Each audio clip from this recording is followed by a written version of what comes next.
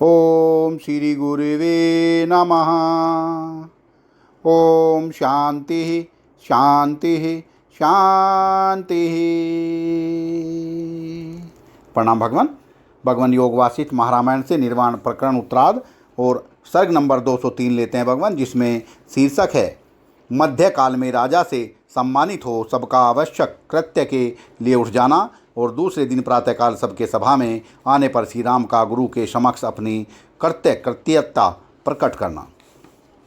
श्री वाल्मीकि जी कहते हैं, भरद्वाज, जब इस प्रकार मुनीश्वर वशिष्ठ तथा श्री रामचंद्र जी परस्पर विचार कर रहे थे, उस समय मानो उन दोनों का संवाद सुनने के लिए भगवान भास्कर आकाश के मध्य भाग में आ पहुँचे। तुरंत ही संपूर्ण दिशाओं में पदार्थ समूहों को प्रकाशित करने के लिए श्री राम की महामती के समान धूप तेज हो गई। कमलों से भरे हुए सरोवर उस सभा में बैठे हुए हृदय कमल के खिल जाने से विकसित आकार से सुशोभित राजाओं के समान बड़ी शोभा पाने लगे। इतने ही में मध्यकाल की सूचना देने वाली शंख मुखों की स्तिंग उद्दम वायु से पूरित हो प्रलय काल की प्रचंड वायु से व्याप्त हुए महासागर के समान गंभीर घोष करते हुए बज उठे। उस समय निदाद की ज्वाला को शांत करने के लिए सौभाग्यवती स्त्रियों द्वारा छिड़के गए कपूर मिश्रित जल से वहाँ नूतन जलदमाला सी छा गई। फिर महाराज दशरथ समस्त सामंतों, भूपालों, परिजनों एवं अंगरक्षकों, सेवकों आदि के साथ सभा में से उठे। मुनिवर वशिष्ठ, श्री राम तथा संसद के अन्य सदस्य भी उठ गए। राजा, राजकुमार, मंत्री और मुनि परस्पर एक दूसरे से सम्मानित हो बड़ी प्रसन्नता के साथ अपने अपने निवास स्थान को गए। तत्पश्चात जब मध्यकाल के वाद्यों की ध्वनि दीवालों से टकराकर प्रतिध्वनित हुई, तब वाक्य प्रयोग में निपुण मुनि वरश्रेष्ठ वशिष्ठ जी ने यह बात कही, रघुनंदन, तुमने सुनने योग्य सब बातें सुन ली, गे तत्वोपदेश को पूर्ण रूप से जान लिया। अब तुम्हारे लिए दूसरी कोई जानने योग्य उत्तम बात शेष नहीं रहे। जैसा मैंने तुम्हें उपदेश दिया है, जैसा तुम शास्त्रों से देखते हो, जैसा स्वयं अनुभव करते हो, उन सब की एक वाक्यता कर लो। महामते, अब समयोचित कार्य करने के लिए उठो। हम लोग भी स्नान करने के लिए जा रहे हैं। यह हमारे मध्य कालिक उपासना का समय व्यतीत हो रहा है। वृद्ध, यदि तुम्हें कोई और शुभ प्रश्न पूछना हो तो उसे कल प्रातःकाल पुनः पूछ लेना। मुनिनाथ वशिष्ठ के ऐसा कहने पर धर्मात्मा राजा दशरथ ने उस सभा में आए हुए समस्त साधु पुरुषों, मुनियों, ब्राह्मणों, राजाओं तथा आकाशचारी देवताओं का भी वशिष्ठ आदि की बताई हुई विधि से श्री राम के साथ पूजन किया।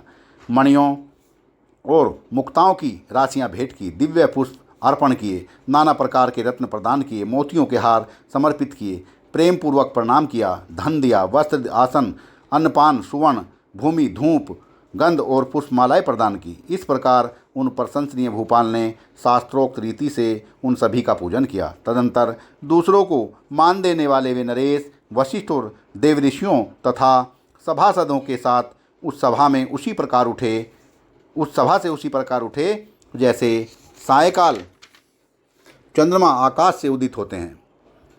मधुरवाणी बोलने वाले वे दशरथ आदि सब राजा और साधु मुनि एक दूसरे से सम्मानित हो परस्पर विदा ले स्नेहयुक्त संतुष्ट हृदय से अपने अपने आश्रम को गए, मानो सातों लोकों के निवासी देवता इंद्रपुरी से अपने अपने धाम में जा रहे हों। एक दूसरे का क्रमशः प्रेम पूर्वक समादर करके सब विदा ले अपने अपने घर में आए और दिन के आवश्यक कार्य में लग गए।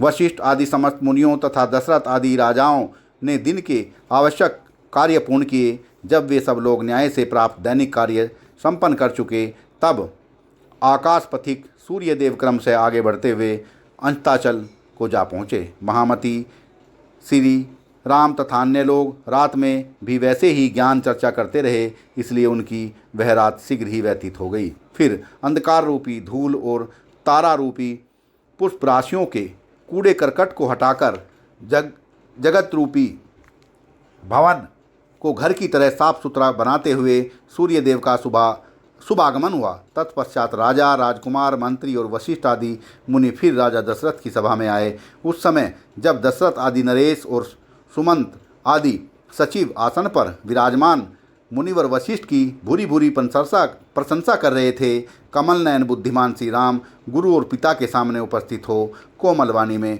इस प्रकार बोले, श्री रामचंद्र जी ने कहा, ब्राह्मण, आप जैसा कहते हैं वैसा ही मैं भी मानता हूँ कि मेरी बुद्धि कृत्य हो रही है।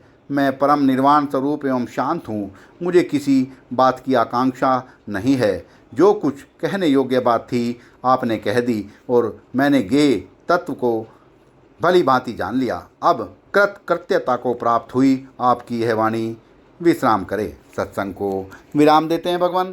प्रणाम भगवान।